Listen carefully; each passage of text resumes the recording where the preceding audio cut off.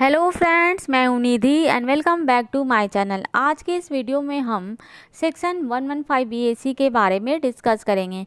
Section 115 BAC of the income tax act 1961। Section 115 BAC जो कि एक नई स्कीम है जिसको बजट 2020 में इंट्रोड्यूस किया गया था। तो चलिए वीडियो को शुरू करते हैं। Section 115 BAC understanding the new income tax regime.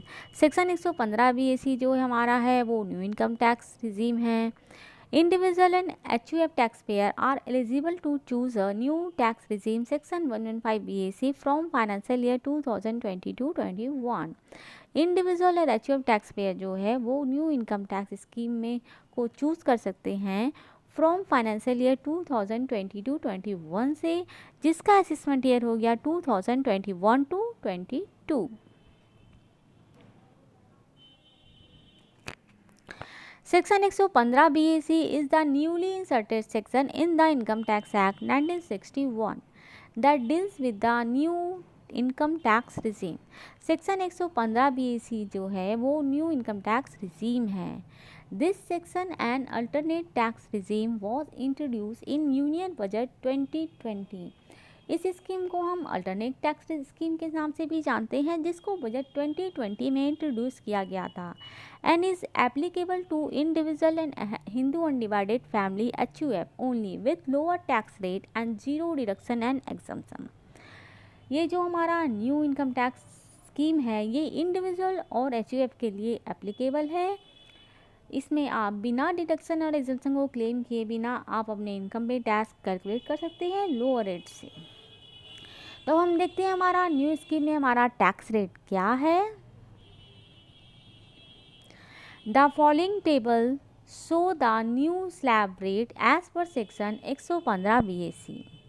तो यदि आपका इनकम 2.5 लाख तक है तब तो आपको कोई टैक्स रेट नहीं देना पड़ेगा, और यदि आपका इनकम 2.5 लाख टू 5 लाख तक है तब आपको 5% का टैक्स रेट लगेगा, और यदि आपका इनकम 5 लाख टू 7.5 लाख है तब आपको 10% का टैक्स रेट लगेगा, और यदि आपका इनकम 7.5 लाख टू 10 लाख तक 15% का टैक्स रेट लगेगा, 10 लाख टू 12.5 लाख तक 20% का टैक्स रेट लगेगा, 12.5 लाख टू 15 लाख तक 25% का टैक्स रेट लगेगा, एंड अबव 15 लाख यदि आपका इनकम है तो आपको 30% का टैक्स रेट लगेगा।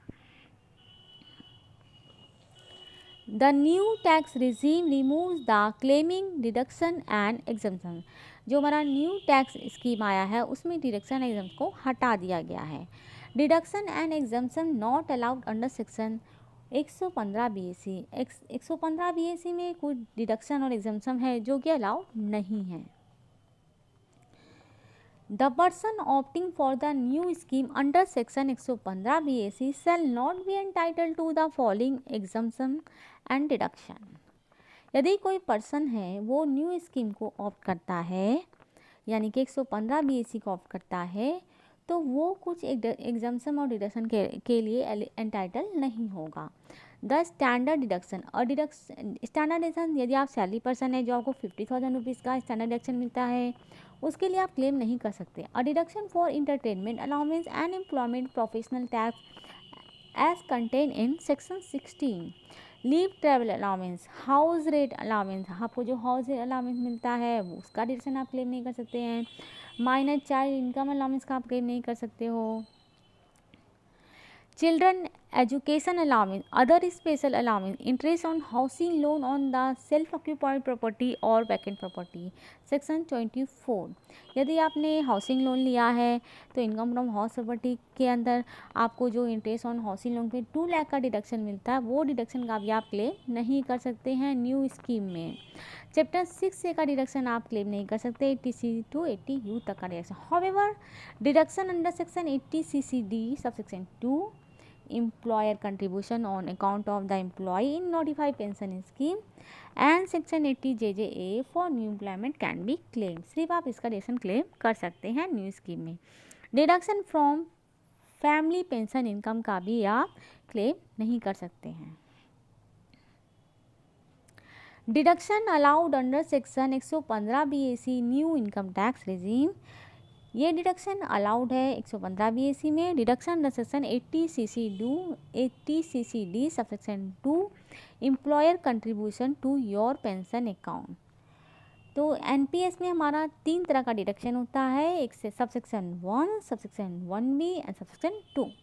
तो सबसेक्शन 1 और 1B को हम इग्नोर कर देंगे क्योंकि इसके अंदर आपको खुद कंट्रीब्यूट करना पड़ता है एनपीएस में, और सबसेक्शन 2 में आपके अगेंस्ट एम्प्लॉयर कंट्रीब्यूट करता है एनपीएस में। तो यदि एम्प्लॉयर कंट्रीब्यूट करता है एनपीएस अकाउंट में आपका, तो आप न्यू स्कीम में आप डिडक्शन का क्लेम कर सकते हैं। Deduction under section 80 JJAA additional employ cost, transport allowance for differently abled employ दिव्यांग, daily allowance given to the employ under certain condition, conveyance allowance for performance of office duty, any allowance for the cost of travel to and transfer.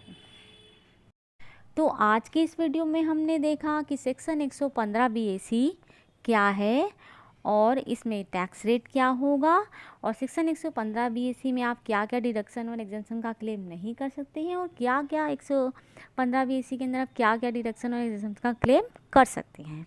तो section 115 BAC is the new income tax regime which are applicable only for individual and HUF। इसमें आपका tax rate काफ़ी लो कर दिया गया है। If you have any business income you can not opt for new income tax regime. यदि आपका कोई बिजनेस इनकम है तो आप न्यू स्कीम में नहीं जा सकते हैं। The new income tax regime is the optional, you can still opt for existing scheme.